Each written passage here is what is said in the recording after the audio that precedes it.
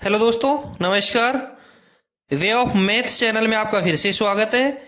मैं हूं एम के गुजर और इस वीडियो में लेके आया हूं उत्तर पश्चिमी रेलवे में, नॉर्थ वेस्टर्न रेलवे में 9 नवंबर 2024 को एक संट मास्टर का पेपर हुआ था। उस पेपर का दूसरा भाग।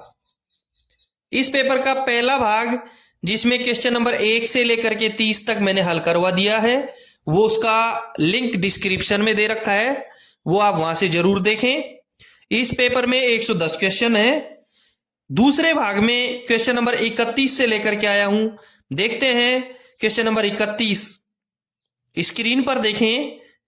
क्वेश्चन नंबर 31 में है, किस श्रेणी के गेट सामान्यतः सड़क यातायात के लिए बंद रहते हैं? किस श्रेणी के गेट सामान्यतः सड़क यातायात के लिए बंद रहते हैं? ए में दे रखा है ए, बी में दे रखा है B1, सी में दे रखा है स्पेशल क्लास और डी में दे रखा है सी। दोस्तों, गेटों की जो श्रेणी है वो टीवीयू के आधार पर निर्धारित की जाती है और जो सड़क यातायात के लिए जो गेट बंद रहते हैं वो सी श्रेणी के गेट रहते हैं। सी क्लास गेट होते हैं, वो सड़क यातायात के लिए बंद रहते हैं। 31 नंबर के क्वेश्चन का करेक्ट आंसर रहेगा डी, सी। अगला क्वेश्चन देखेंगे। क्वेश्चन नंबर 32 में है, last vehicle indicator during night shall be, यानी कि लास्ट व्हीकल का जो संकेत है वो रात में कैसा होगा? ए में दे रखा है LV board of approval design, यानी कि निर्धारित साइज का एलवी बोर्ड।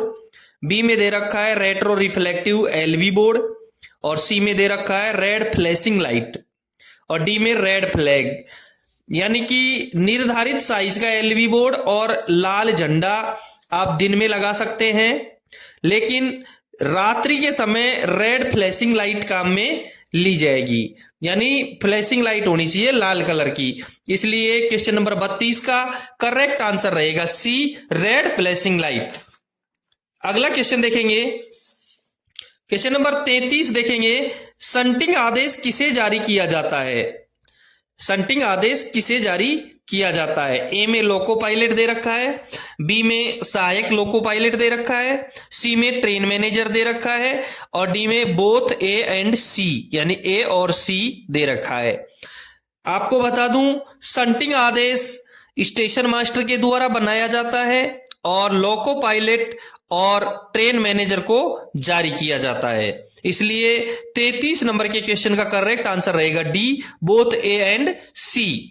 शंटिंग आदेश का जो नंबर है वो T806 होता है। ये स्टेशन मास्टर के द्वारा बनाया जाता है। शंटिंग आदेश 3 प्रतियों में तैयार किया जाता है। पहली प्रति लोको पायलट को, दूसरी प्रति गार्ड को, तीसरी प्रति रिकॉर्ड में रखी जाती है। शंटिंग आदेश बनाते समय उसमें शंटिंग सीमा, शंटिंग कार्य और उपयोग में ली जाने वाली लाइन और अनुमानित समय का उल्लेख किया करना जरूरी है, यानी इन चारों चीजों का उल्लेख क्रमवार किया जाता है। उसका नंबर T806 होता है। ठीक है, 33 नंबर के क्वेश्चन का करेक्ट आंसर हुआ डी, बोथ ए एंड सी। अगला क्वेश्चन देखेंगे। क्वेश्चन नंबर 34 में है, 2 कपल्ड इंजन एक साथ काम कर रहे हैं और आगे बढ़ने का अधिकार किसे दिया जाएगा? कपल्ड इंजन है, एक गाड़ी में 2 लोको हैं, तो आगे बढ़ने का अधिकार किसे दिया जाएगा? ए में लिख रखा है अगला लोको, बी में लिखा है पिछला लोको, सी में लिखा है दोनों को और डी में लिखा है कोई नहीं। जिन मामले में एक से अधिक लोको आगे लगे हों तो ऐसी स्थिति में प्रस्थान प्राधिकार या सतर्कता आदेश सबसे आगे के इंजन के लोको पायलट को दिया जाएगा, बशर्ते पीछे यदि लोको पायलट है तो उसको नोट करवा करके आगे वाले को दिया जाएगा। इसका करेक्ट आंसर रहेगा 34 नंबर का ए, अगला लोको। अगला क्वेश्चन देखेंगे। क्वेश्चन नंबर 35 में है, एक सहायक लोको पायलट के हैंडबैग में कौन कौन से व्यक्तिगत उपकरण होते हैं? ए में ट्राई कलर टॉर्च दे रखा है, बी में रेड एंड ग्रीन फ्लैग दे रखा है, सी में वर्किंग टाइम टेबल दे रखा है। यानी कि ट्राई कलर टॉर्च, ए के अंदर 3 कलर वाली टॉर्च, बी में दे रखा है लाल और हरी झंडी, सी में दे रखा है संचालन समय सारणी और डी में दे रखा है ऑल ऑफ दीज। बिल्कुल करेक्ट आंसर रहेगा इसका डी, क्योंकि एक सहायक लोको पायलट के बैग में ये तीनों चीजें आवश्यक हैं। 35वें क्वेश्चन का करेक्ट आंसर होगा डी, उपरोक्त सभी। अगला क्वेश्चन देखेंगे दोस्तों, मैंने देखा है बहुत सारे पेपर मैंने हल करवा रखे हैं, दुनिया भर के पेपर हल करवा दिए, सभी के वीडियो के लिंक डिस्क्रिप्शन में आपको मिलेंगे। मैंने देखा है कि प्रत्येक परीक्षा में पिछले पेपरों के प्रश्न 50% क्वेश्चन है वो हूबहू आते हैं। इसलिए आप अपने डिवीजन रेलवे या अन्य डिवीजन रेलवे का पिछले पेपर की तैयारी जरूर करें। यदि आपको सिलेक्शन लेना है तो इन पेपरों को जरूर पढ़ें। मैंने जो पेपर पढ़ाए हैं उनका पीडीएफ यदि आपको डाउनलोड करना है तो डिस्क्रिप्शन में एक टेलीग्राम चैनल का लिंक दिया है, उस पर जाएं, क्लिक करें और पीडीएफ डाउनलोड करें। 36 नंबर का क्वेश्चन देखेंगे, जब भी वैगनों को रनिंग लाइन में स्थिर किया जाता है, यदि कोई लोड को स्टेबल किया जाता है तो उन्हें खाली जगह संख्या में सुरक्षा जंजीरों द्वारा सुरक्षित किया जाएगा। यदि किसी लोड को रनिंग लाइन में स्टेबल किया जाता है तो कितनी सुरक्षा जंजीरों द्वारा सुरक्षित किया जाएगा? ए में 4 दे रखा है, बी में 6 दे रखा है, सी में 2 और डी में 3 दे रखा है। ध्यान रहे, यदि लोड को स्टेबल करना है तो 2 सुरक्षा जंजीर, एक आगे और एक पीछे, 2 लकड़ी के गुटके, 2 आगे और 2 पीछे, और उनके 6 हैंड ब्रेक, आगे की तरफ के 6 हैंड ब्रेक और पीछे की तरफ के 6 हैंड ब्रेक। यदि कोचिंग स्टॉक है तो आगे का एसएलआर का हैंड ब्रेक और पीछे के एसएलआर का हैंड ब्रेक कसना जरूरी है। क्लियर हो गया? यदि स्टेबल किया जाएगा तो 2 सुरक्षा जंजीर लगाई जाएंगी। यानी 36 नंबर के क्वेश्चन का करेक्ट आंसर रहेगा सी। अगला क्वेश्चन देखेंगे, क्वेश्चन नंबर 37 में है, ब्रॉड गेज में सी क्लास ओडीसी की अधिकतम गति क्या है? ए में 40 किलोमीटर प्रति घंटे, बी में 60 किलोमीटर प्रति घंटे, सी में 30 किलोमीटर प्रति घंटा और डी में 25 किलोमीटर प्रति घंटे। ध्यान रहे, मैं आपको पूरा बता देता हूं। ए क्लास ओडीसी की जो स्पीड रहती है वो रहती है sectional speed. B class ODC की जो स्पीड रहती है वो ब्रॉड गेज में 40 kmph, मीटर गेज में 25 kmph और नैरो गेज में 15 kmph रहती है। सी क्लास जो ओडीसी होती है उसकी स्पीड मीटर गेज में, ब्रॉड गेज में 25 kmph, मीटर गेज में 25 kmph और नैरो गेज में 15 kmph होती है। ए क्लास ओडीसी दिन और रात दोनों समय चलाई जा सकती है। बी क्लास ओडीसी भी दिन और रात दोनों समय चलाई जा सकती है, लेकिन सी क्लास ओडीसी केवल दिन में चलाई जा सकती है, रात में चलाना इसको प्रतिबंधित है। ए क्लास ओडीसी की परमिशन इंटर डिवीजन या इंटर रेलवे के लिए पीसीओएम के द्वारा दी जाती है और केवल डिवीजन में चलेगी तो डीआरएम के द्वारा दी जाएगी। सेम बी क्लास ओडीसी की परमिशन है वो डिवीजन के अंदर चलेगी तो डीआरएम के द्वारा दी जाएगी और इंटर डिवीजन या इंटर रेलवे चलानी है तो पीसीओएम के द्वारा दी जाएगी। लेकिन सी क्लास ओडीसी की जो परमिशन है वो सीआरएस के द्वारा दी जाएगी। आपको एओडीसी का क्लियर हो गया। ओडीसी का फुल फॉर्म होगा ओवर डायमेंशन कंसाइनमेंट। 37 नंबर के क्वेश्चन का करेक्ट आंसर रहेगा डी, 25 किलोमीटर प्रति घंटा। अगला क्वेश्चन देखेंगे, क्वेश्चन नंबर 38 में है, ट्रेन में टेल बोर्ड या टेल लैंप क्या दर्शाता है? टेल लैंप या टेल बोर्ड लगाया जाता है वो क्या दर्शाता है? ए का दे रखा है इमरजेंसी, बी में ब्रेक वैन, सी में कंप्लीटनेस और डी में सेफ्टी। सामान्य नियम 4.16 के 1 में साफ लिखा है। दोस्तों जो भी पेपर है वो मैं मेरे एनडब्ल्यूआर की नियमावली, नियम बुक, रूल बुक के हिसाब से हल करवाता हूं। यदि कहीं थोड़ा सा डिफरेंट मिले तो अपने डिवीजन या रेलवे का जीआर, एसआर या मैनुअल बुक आप जरूर देख लें। सामान्य नियम 4.16 के 1 में साफ लिखा है कि कर्मचारियों को गाड़ी की संपूर्णता के बारे में बताने के लिए, अंतिम वाहन की पहचान के लिए उसके पीछे अनुमोदित डिजाइन का टेल बोर्ड या टेल लैंप लगाया जाता है। क्लियर हो गया? यानी कि गाड़ी की संपूर्णता, कंप्लीटनेस के लिए टेल बोर्ड या टेल लैंप लगाया जाता है। क्वेश्चन नंबर 38 का करेक्ट आंसर हुआ सी, कंप्लीटनेस। अगला क्वेश्चन देखेंगे।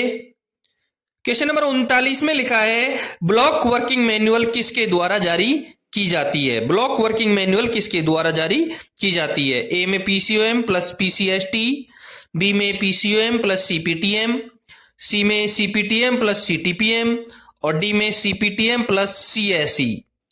करेक्ट आंसर रहेगा इसका ए, ब्लॉक वर्किंग मैनुअल पीसीओएम और पीसीएसटी के द्वारा जारी किया जाता है। पीसीओएम का फुल फॉर्म रहेगा प्रिंसिपल चीफ ऑपरेशंस मैनेजर और पीसीएसटी का फुल फॉर्म रहेगा principal chief signal and telecom engineer. ठीक है, 39 नंबर के क्वेश्चन का करेक्ट आंसर रहेगा ए। क्वेश्चन नंबर 40 देखेंगे। क्वेश्चन नंबर 40 में है संपूर्ण सेवा काल में कितने एमएससीपी की अनुमति है? संपूर्ण सेवा काल में कितने एमएससीपी की अनुमति है? ए में दे रखा है 4, बी में दे रखा है 3, सी में दे रखा है 2 और डी में दे रखा है 1। एमएससीपी का फुल फॉर्म होता है modified assured career progression. Modified assured career progression, ये इसका फुल फॉर्म होता है। संपूर्ण सेवा काल में ये 3 बार ली जा सकती है, इसकी अनुमति 3 बार होती है। यानी 40 नंबर के क्वेश्चन का करेक्ट आंसर हुआ बी, 3। अगला क्वेश्चन देखेंगे। क्वेश्चन नंबर 41 है रेल सेवा आचरण नियम 1966 किस पर लागू होता है? रेल सेवा आचरण 1966 किस पर लागू होता है? ए में दे रखा है only group C employ, B में दे रखा है only group D employ, C में दे रखा है ओनली गजेटेड ऑफिसर्स और डी में दे रखा है all gazetted and non gazetted employ. Correct answer रहेगा इसका D, all gazetted and non gazetted employ, यानी सभी कर्मचारियों पर रेल सेवा आचरण नियम 1966 लागू होता है। ध्यान रहे, रेल सेवा आचरण नियमावली का जो नियम 15 है वो उपहार स्वीकार करने से प्रतिबंधित करता है। जो नियम रेल सेवा आचरण नियमावली का जो नियम 15 है वो उपहार स्वीकार करने से प्रतिबंधित करता है। दूसरा जो नियम इसका 15A है, इसी नियमावली का जो नियम 15A है उसके तहत आवास किराए पर देने से प्रतिबंधित करने से संबंधित है। उसके तहत रेलवे आवास आप किराए पर देना प्रतिबंधित है। दूसरा रेल सेवा आचरण का जो नियम 22 है वो नशे से संबंधित है। रेल सेवा आचरण का नियम जो 22 है वो नशे से संबंधित है। नियम 15 है उसके तहत आप उपहार स्वीकार करना प्रतिबंधित है और नियम 15A है उसके तहत रेलवे आवास किराए पर देना प्रतिबंधित है। क्लियर है? 41 नंबर के क्वेश्चन का करेक्ट आंसर हुआ D, all gazetted and non gazetted employ. अगला क्वेश्चन देखेंगे। 42 नंबर के क्वेश्चन में है ट्रेन के आगमन पर बीपीएसी ब्लॉक इंस्ट्रूमेंट फेल हो गया। बीपीएसी का फुल फॉर्म होता है block proving axle counter. Block instrument fail हो गया तो स्टेशन मास्टर द्वारा अगली ट्रेन के लिए कौन सा प्राधिकार जारी किया जाएगा? ए में पीएलसीटी, बी में T3693B, सी में कुछ नहीं और डी में दोनों ए और बी। ध्यान रहे, ए में जो पीएलसीटी दे रखा है बिल्कुल करेक्ट आंसर यही रहेगा। ट्रेन के आगमन पर यदि बीपीएसी ब्लॉक इंस्ट्रूमेंट फेल हो गया तो स्टेशन मास्टर अगली ट्रेन को पीएलसीटी जारी करेगा। क्या जारी करेगा? पीएलसीटी जारी करेगा। दूसरे बी में दे रखा है T3693B। T3693B होता है ऑन अथवा खराब स्थिति में रोक सिग्नल को पास करने का प्राधिकार पत्र। T3693B होता है ऑन अथवा खराब स्थिति में रोक सिग्नल को पास करने का प्राधिकार पत्र। क्वेश्चन नंबर 42 का करेक्ट आंसर हुआ ए, पीएलसीटी। क्वेश्चन नंबर 43 देखेंगे। रेलवे अस्पतालों और डिस्पेंसरियों की सूची दुर्घटना मैन्युअल के किस परिशिष्ट में उपलब्ध है? ए में दे रखा है परिशिष्ट ए, बी में दे रखा है परिशिष्ट बी, सी में दे रखा है परिशिष्ट सी और डी में दे रखा है डी। करेक्ट आंसर रहेगा इसका ए। 43 नंबर के क्वेश्चन का करेक्ट आंसर रहेगा ए, परिशिष्ट ए। क्वेश्चन नंबर 44 देखेंगे। दोस्तों आप देख रहे हैं उत्तर पश्चिमी रेलवे में 9 नवंबर 2024 को हुए संट मास्टर के पेपर का दूसरा भाग। क्वेश्चन नंबर 44 में है, डेटोनेटर का जीवन 5 वर्ष के बाद कितने वर्ष बढ़ाया जा सकता है? ए में 1, बी में 2, सी में 3 और डी में कुछ नहीं। सामान्य नियम 3.64 के 5 के 3 के क में, सामान्य नियम 3.64 के 5 के 3 के क में साफ लिखा है कि पटाखे का जीवन 5 वर्ष का होता है, जो उसके निर्माण के महीने से गिना जाता है। तथापि इस अवधि को 5 से 8 वर्ष तक बढ़ाया जा सकता है, बशर्ते कि वे पटाखे जो 5 वर्ष से अधिक पुराने हैं और कारगर हैं, मुख्य लाइन तथा ब्रांच लाइन के लिए प्रयुक्त करने में कोई भी अंतर नहीं होगा। इन पटाखों का 8 साल का बड़ा जीवन काल तक उसी उपयोगकर्ता द्वारा उपयोग जारी रखा जा सकता है जिसने इसको चेक किया है। ठीक है, क्लियर हो गया। 44वें क्वेश्चन का करेक्ट आंसर हुआ सी, 3 वर्ष तक, 5 से 8 कर दिया गया है। 44वें क्वेश्चन का करेक्ट आंसर हुआ सी, 5 वर्ष। ठीक है, अगला क्वेश्चन देखेंगे, क्वेश्चन नंबर 45 देखें। नील सावधानी आदेश फॉर्म का नंबर क्या है? यानी कुछ नहीं, सावधानी आदेश फॉर्म का नंबर क्या है? ए में T409 दे रखा है, बी में TA409 दे रखा है, सी में TB409 दे रखा है और डी में TC409 दे रखा है। ए में T409 दे रखा है, ये सामान्य सतर्कता आदेश होता है, नॉर्मल क्वेश्चन ऑर्डर। बी में TA409 दे रखा है, करेक्ट आंसर यही रहेगा इसका। नील क्वेश्चन ऑर्डर का जो नंबर है वो रहेगा TA409। सी में TB409 दे रखा है, अनुस्मारक सतर्कता आदेश होगा, यानी कि reminder question order. Correct answer हुआ इसका बी। 45 नंबर के क्वेश्चन का करेक्ट आंसर रहेगा नील सावधानी आदेश का फॉर्म नंबर बी, TA409। अगला क्वेश्चन देखेंगे, क्वेश्चन नंबर 46 में है, ब्रॉड गेज में इंजन में फ्लैट टायर की अनुमेय सीमा क्या है? ब्रॉड गेज में इंजन में फ्लैट टायर की अनुमेय सीमा क्या है? ए में 50 mm दे रखा है, बी में 40 mm और सी में 60 mm और डी में 30 mm। आपको बता दूं, ब्रॉड गेज में इंजन या कोचिंग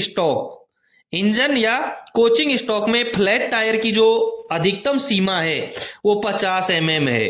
ध्यान रहे, अधिकतम सीमा 50 mm है। इस समय इसकी जो मैक्सिमम स्पीड होगी वो 20 किलोमीटर प्रति घंटे होगी। इस समय जो इसकी स्पीड होगी वो 20 किलोमीटर प्रति घंटे होगी। दूसरा, ब्रॉड गेज में जो गुड्स स्टॉक होता है, उसकी फ्लैट टायर की जो सीमा है वो अधिकतम 60 mm है, वो 60 mm है। लेकिन उस समय भी इसकी भी स्पीड है, जो मैक्सिमम स्पीड 20 किलोमीटर प्रति घंटे ही होगी। उस समय इसकी स्पीड 20 किलोमीटर प्रति घंटे से अधिक नहीं होगी। ठीक है, 46 नंबर के क्वेश्चन का करेक्ट आंसर हुआ ए, 50 mm। क्वेश्चन नंबर 47 देखेंगे, पितृत्व अवकाश कितने जीवित बच्चों तक प्रदान किया जाता है? पितृत्व अवकाश कितने जीवित बच्चों तक प्रदान किया जाता है?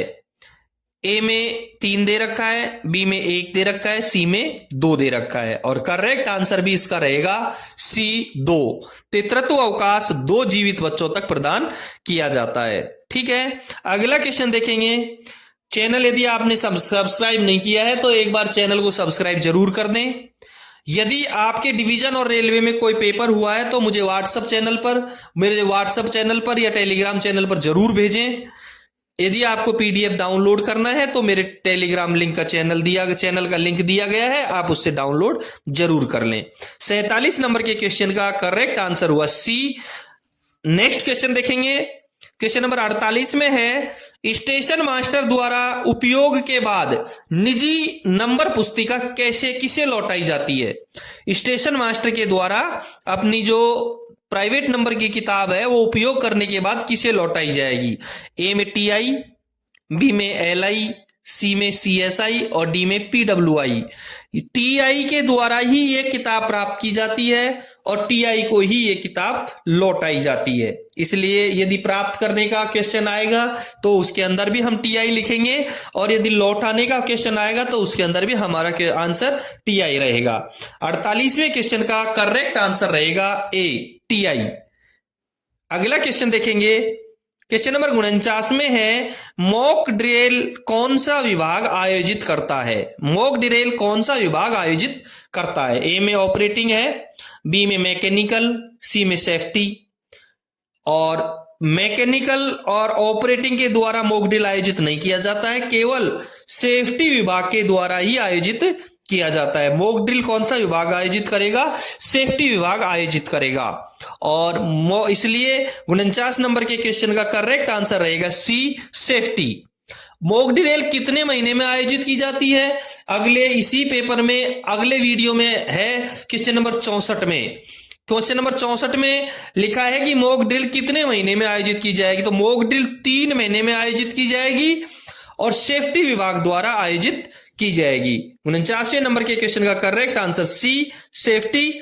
अगला क्वेश्चन देखेंगे, क्वेश्चन नंबर 50 में लिखा है, यदि कोई नया सिग्नल लगाया जाता है या किसी सिग्नल को दूसरे स्थान पर स्थानांतरित किया जाता है तो लोको पायलट को कितने दिनों के लिए सतर्कता आदेश जारी किया जाता है? कोई सिग्नल नया लगाया जाएगा या किसी सिग्नल को दूसरे स्थान पर स्थानांतरित किया जाएगा तो लोको पायलट को कितने दिनों के लिए सतर्कता आदेश जारी किया जाएगा? ए में 10 दे रखा है, बी में 90, सी में 20 दे रखा है और डी में 30 दे रखा है। सहायक नियम 3.626 के 2 में साफ लिखा है कि किसी सिग्नल को स्थानांतरित किए या एक नया सिग्नल लगाए जाने पर जो सावधानी बरती जाने वाली हैं वो कौन कौन सी हैं। उसमें लिखा है कि नए सिग्नल जिसमें आईबीएस और गेट सिग्नल भी सम्मिलित हैं को लगाने अथवा वर्तमान सिग्नल का स्थान परिवर्तन के मामले में लोको पायलट को ध्यान आकर्षित करते हुए सतर्कता आदेश नए सिग्नलों की विनिर्दिष्ट स्थिति किलोमीटरवार और अभिविन्यासवार यानी भौगोलिक क्रम में 90 दिनों की अवधि के लिए जारी किया जाना चाहिए। और इस संबंध में क्रू लॉबियों में रखे रजिस्टरों में लॉबी सुपरवाइजर द्वारा इंदराज किया जाना चाहिए। क्लियर हो गया कि नया सिग्नल लगाया जाएगा या स्थानांतरित किया जाएगा तो कॉशन ऑर्डर 90 दिन के लिए जारी किया जाएगा। क्वेश्चन नंबर 50 का करेक्ट आंसर रहेगा बी, 90 दिन। अगला क्वेश्चन देखेंगे, क्वेश्चन नंबर 51 में है, जब इंजन ट्रेन को आगे बढ़ा रहा हो और ब्रेक वैन आगे न चल रहा हो तो सभी मामलों में गति कितने किलोमीटर प्रति घंटे से अधिक नहीं होनी चाहिए? ए में 15, बी में 10, सी में 7 और डी में 5 दे रखा है। सहायक नियम 4.12 के 3 के क के दूसरे में, सहायक नियम 4.12 का 3 का क का दूसरा में साफ लिखा है कि यदि ब्रेक वाहन सबसे अगला वाहन न हो तो ऐसी प्रत्येक स्थिति में गति 8 किलोमीटर प्रति घंटे से अधिक नहीं होनी चाहिए। इसलिए 51 नंबर के क्वेश्चन का करेक्ट आंसर रहेगा 8 किलोमीटर प्रति घंटा। ठीक है, अगला क्वेश्चन देखेंगे, क्वेश्चन नंबर 52 में है, अधिकतम अध्ययन अवकाश कितने दिनों के लिए स्वीकृत किया जा सकता है? अध्ययन अवकाश कितने दिनों के लिए स्वीकृत किया जा सकता है? ए में 9 महीने, बी में 6 महीने, सी में 12 महीने और डी में 2 वर्ष। करेक्ट आंसर रहेगा इसका सी, 12 महीने। अधिकतम अध्ययन अवकाश 12 महीने के लिए स्वीकृत किया जा सकता है। ठीक है, 52 नंबर के क्वेश्चन का करेक्ट आंसर रहेगा सी। अगला क्वेश्चन देखेंगे, क्वेश्चन नंबर 53 में है, निरंतरता परीक्षण पूरा होने के बाद रात के समय लोको पायलट और गार्ड को सिग्नल का आदान प्रदान कैसे करना चाहिए? ए में बाय व्हाइट लाइट यानी कि सफेद बत्ती के द्वारा, बी में लिखा है हरी बत्ती के द्वारा, सी में लिखा है लाल बत्ती के द्वारा। ट्रेन मैनेजर द्वारा निरंतरता जांच की सुव्यवस्थित ढंग से पुष्टि हेतु लोको पायलट को दिन के समय हरी झंडी और रात के समय सफेद बत्ती दिखा करके की जाएगी। लोको पायलट द्वारा ट्रेन मैनेजर को भी इसी संकेत में अभिस्वीकृति दी जाएगी। ठीक है। 53 नंबर के क्वेश्चन का करेक्ट आंसर हुआ ए, सब बाई व्हाइट लाइट। दिन में हरी बत्ती, हरी झंडी और रात में सफेद बत्ती। 53 नंबर के क्वेश्चन का करेक्ट आंसर हुआ ए, बाई व्हाइट लाइट। ठीक है। अगला क्वेश्चन देखेंगे। क्वेश्चन नंबर 54 में है, पितृत्व अवकाश कब से लागू किया गया है? ए में 7 अक्टूबर 1997, बी में दे रखा है 1 जनवरी 2004, सी में दे रखा है 7 अक्टूबर 1995 और डी में दे रखा है 15 मई 2000। करेक्ट आंसर रहेगा 54 नंबर के क्वेश्चन का ए, पितृत्व अवकाश 7 अक्टूबर 1997 से लागू किया गया है। ठीक है। अगला क्वेश्चन देखेंगे। क्वेश्चन नंबर 55 में है, डॉक प्लेटफॉर्म लाइन में प्रवेश करने वाली ट्रेनों की गति किससे अधिक नहीं होगी? यानी गति क्या होगी? ए में 5 किलोमीटर प्रति घंटा, बी में 8 किलोमीटर प्रति घंटा, सी में 10 किलोमीटर प्रति घंटा और डी में 15 किलोमीटर प्रति घंटा। सहायक नियम 4.08 के 4 में साफ लिखा है, डॉक प्लेटफॉर्म वाली लाइनों पर प्रवेश करते समय गाड़ियों की गति 8 किलोमीटर प्रति घंटे से अधिक नहीं होगी। इसलिए क्वेश्चन नंबर 55 का करेक्ट आंसर रहेगा बी, 8 किलोमीटर प्रति घंटे। दोस्तों, आप देख रहे हैं उत्तर पश्चिमी रेलवे में 9 नवंबर 2024 को हुए संट मास्टर के पेपर का दूसरा भाग। पहला भाग मैंने हल करवा दिया है, उसका लिंक आप डिस्क्रिप्शन में देखें। देखते हैं क्वेश्चन नंबर 56। चालक दल के अलावा कितने व्यक्तियों को इंजन में यात्रा करने की अनुमति है? ए में 2, बी में 3 दे रखा है, सी में 4 दे रखा है, डी में 5 दे रखा है। ध्यान रहे, अधिकतम जो सिग्नल साइटिंग कमेटी के जो सदस्य होते हैं वो याद रखें आप कि इंजन में अधिकतम संख्या सिग्नल साइटिंग कमेटी वाले बैठते हैं उस समय होती है। सिग्नल साइटिंग कमेटी में 3 सदस्य होते हैं, टीआई, एलआई और एसआई, और इंजन में चालक दल के अलावा 3 ही व्यक्ति यात्रा कर सकते हैं। इसलिए 56 नंबर के क्वेश्चन का करेक्ट आंसर रहेगा बी, 03। ठीक है। अगला क्वेश्चन देखेंगे। क्वेश्चन नंबर 57 में है, एक ब्लॉक सेक्शन में काम करने के लिए अधिकतम कितने टीटीएम भेजे जा सकते हैं? Tie tamping machine. ए में 5 दे रखा है, बी में 3, सी में 2 दे रखी है और डी में 1 दे रखा है। सहायक नियम, अच्छा, दिन के समय जब दृश्यता साफ हो तब अधिकतम 5 टीटीएम एक साथ कार्य करने के लिए जा सकती हैं। धुंध और कोहरे के समय व पूर्ण संचार व्यवस्था भंग के दौरान इसे काम करने की अनुमति नहीं है। आपात स्थिति में डीआरएम की अनुमति से रात में भी कार्य कर सकती हैं। टीटीएम पर 8 से अधिक व्यक्ति नहीं होने चाहिए। क्लियर है? एक ब्लॉक सेक्शन में काम करने के लिए अधिकतम 5 टीटीएम भेजी जा सकती हैं। क्वेश्चन नंबर 57 का करेक्ट आंसर हुआ ए, 5। अगला क्वेश्चन देखेंगे। क्वेश्चन नंबर 58 में है, ट्रेन को पीछे धकेलने के लिए किसकी अनुमति आवश्यक है? ए में लोको पायलट दे रखा है, बी में कंट्रोलर, सी में ट्रेन मैनेजर दे रखा है।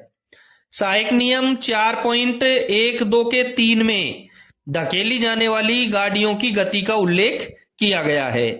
सहायक नियम 4.12 के 3 के क के 1 में साफ लिखा है, यदि ब्रेक वाहन सबसे अगला वाहन हो तो सीधी लाइन पर 25 किलोमीटर प्रति घंटा या किसी टर्न आउट पर या चढ़ाई या ढलान 150 में 1 से अधिक हो तो वहां 8 किलोमीटर प्रति घंटे से अधिक नहीं होनी चाहिए। सहायक नियम 4.12 के 3 के क के दूसरे में लिखा है, यदि ब्रेक वाहन सबसे अगला वाहन न हो तो ऐसी प्रत्येक स्थिति में गति 8 किलोमीटर प्रति घंटे से अधिक नहीं होनी चाहिए। और ट्रेन को पीछे धकेलने के लिए ट्रेन मैनेजर की अनुमति आवश्यक है। 58 नंबर के क्वेश्चन का करेक्ट आंसर रहेगा सी, ट्रेन मैनेजर। अगला क्वेश्चन देखेंगे। क्वेश्चन नंबर 59 में है, रेलवे सेवा आचरण नियम 1966 के अंतर्गत कौन सा नियम नशे से संबंधित है? ए में दे रखा है नियम 22, बी में दे रखा है नियम 6, सी में दे रखा है नियम 15 और डी में दे रखा है नियम 7। नशे से संबंधित नियम है नियम 22। मैं और बता दूं आपको, नियम 15 के तहत उपहार स्वीकार करना प्रतिबंधित है और नियम 15A के तहत रेलवे आवास किराए पर देना प्रतिबंधित है। क्लियर हो गया। क्वेश्चन नंबर 59 का करेक्ट आंसर हुआ ए, नियम 22। अगला क्वेश्चन देखेंगे, क्वेश्चन नंबर 60 में है, सामान्य नियम किसके द्वारा संशोधित किए जाते हैं? ए में रेलवे बोर्ड, बी में महाप्रबंधक, सी में डीआरएम। सामान्य सहायक नियम 1.02 के 55 के 2 में साफ लिखा है कि साधारण नियम जारी करने तथा उनमें संशोधन करने का अधिकार भारत सरकार यानी रेलवे बोर्ड को है, और सहायक नियम जारी करने तथा उनमें संशोधन करने का अधिकार महाप्रबंधक को है। सहायक नियम जारी करने का प्राधिकार केवल प्रमुख मुख्य परिचालन प्रबंधक को है। यह प्राधिकार अन्य किसी अधिकारी को नहीं दिया गया है। ठीक है। क्वेश्चन नंबर 60 का करेक्ट आंसर हुआ ए, रेलवे बोर्ड। दोस्तों, ये था उत्तर पश्चिमी रेलवे में 9 नवंबर 2024 को होने वाले संट मास्टर के पेपर का दूसरा भाग, जिसमें क्वेश्चन 31 से लेकर के 60 तक हल करवा दिए हैं। 1 से लेकर के 30 तक हल करवाए गए पेपर का लिंक डिस्क्रिप्शन में दिया गया है। फिर मिलते हैं अगले वीडियो में क्वेश्चन नंबर 61 के साथ में।